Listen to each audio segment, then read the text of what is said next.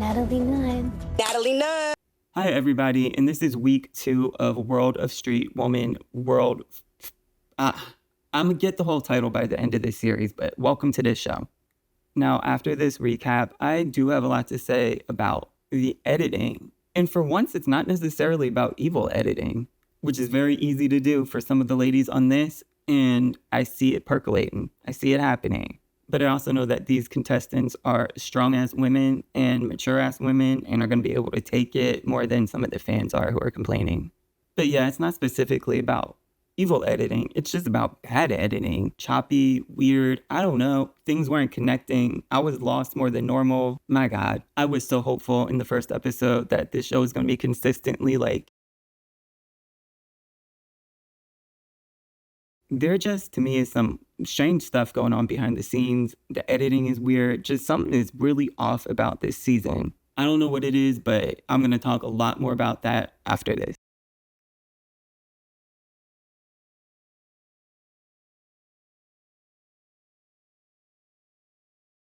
Fast, you know what I'm saying?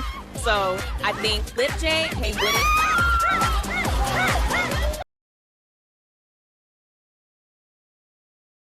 우리 4등이네? 야, 처음부터 1등이면 재미없어요. 밑에서부터 치고 올라가야.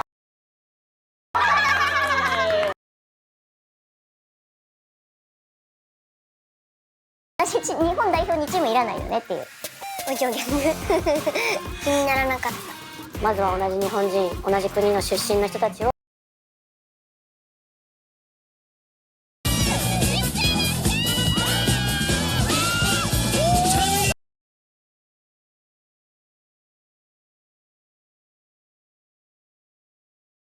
もう正直自信しかなかった。And I don't know because we haven't seen them really choreograph much yet.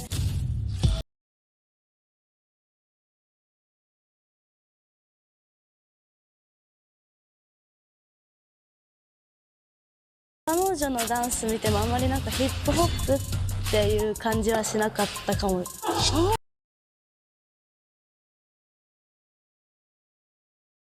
そうやって油断してたら痛い目見るよと。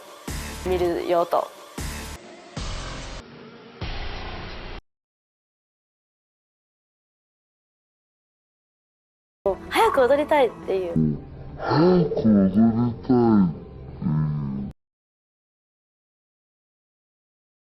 絶対ビリってにしてやるみたいな。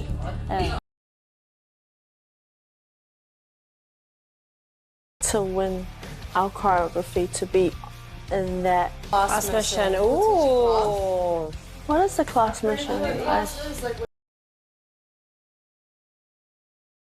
리더객의 프로듀싱을 맡은 샘 도지입니다.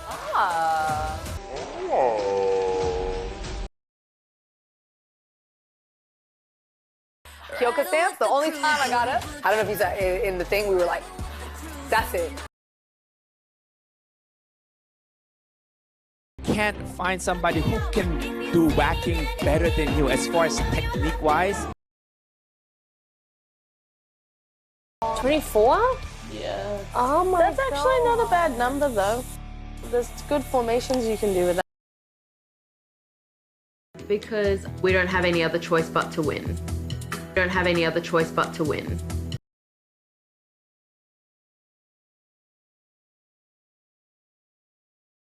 근데 언니가 지금 빠지고 언니도 빠져야 되잖아.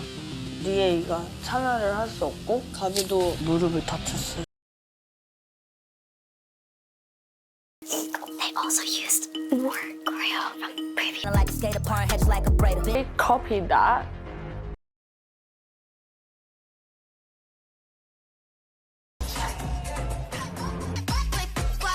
I've seen the choreography before.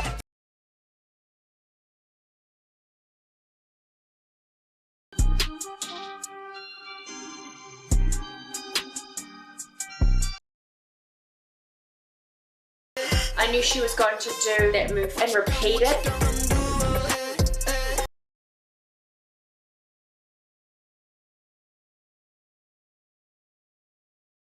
My choreo better. My choreo better.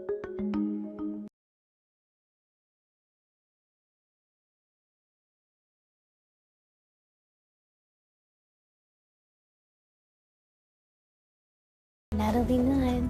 We had more like fire to AG Squad.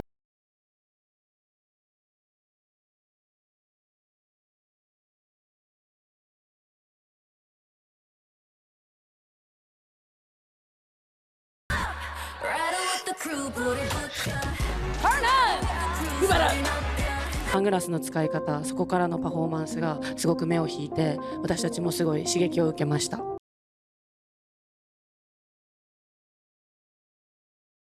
Between Bums Up and AG Squad.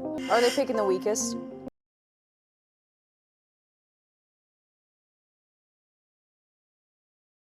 A better position in the competition. So it's what I'm still gonna go for. Yeah. I wanted to obviously win. Grow some f***ing balls, right? こっからが重要。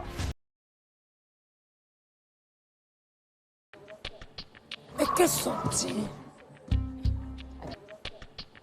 Que sotti. You guys pick up Bums Up choreo in like a day? Oh yeah. Yes.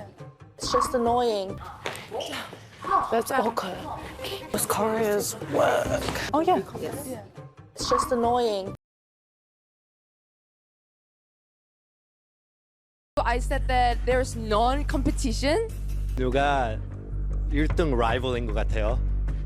None. This is a really rival moment. So I was real. So I really appreciate that you guys make this choreo really like shining.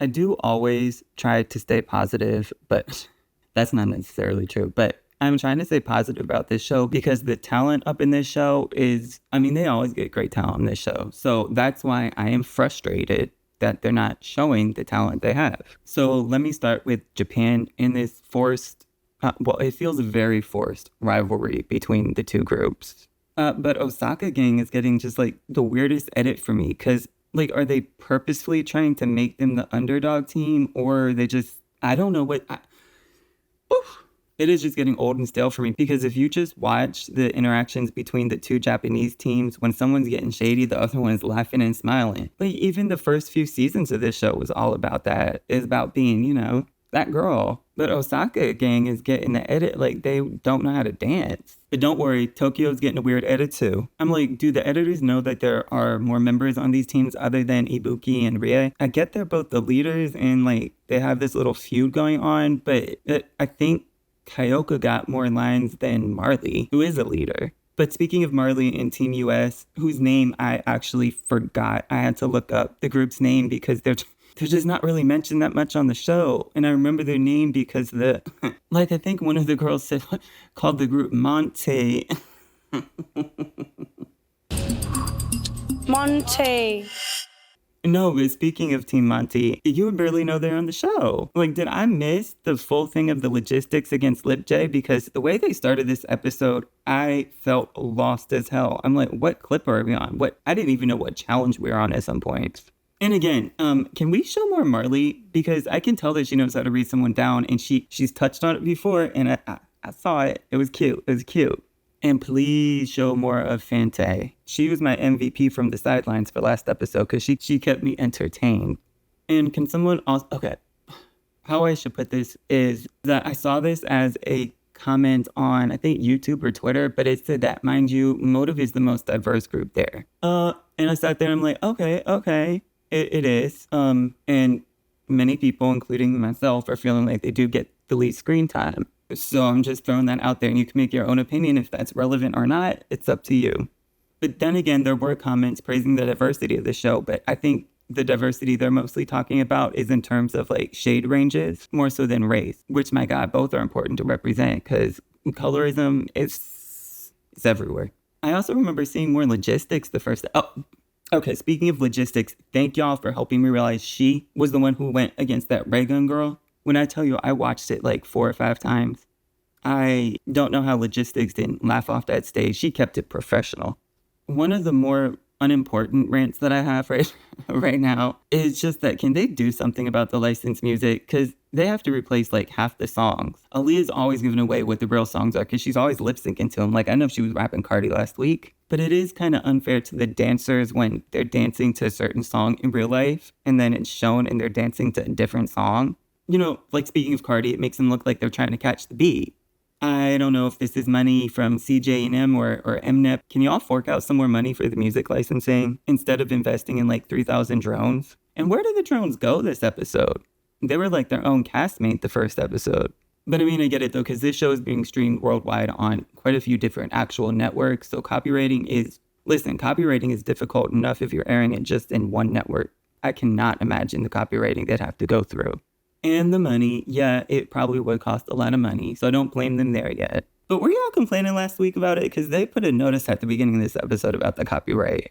And then they're going to have the nerve to copyright fan-made recaps and videos. But as far as the original songs, Gummy, I love my girl Gummy, but this song was giving me, if y'all haven't heard the newest Rihanna song from the Smurfs movie, it's giving very that. Let's not get ethnic hip now. The song Echo was cute. It felt like a B-side. The one that got me was JYP, who I am so sorry, but the middle classes song with the three girls from NMIXX, why does the first part sound like another JYP track? Like the Vicha theme song? I swear.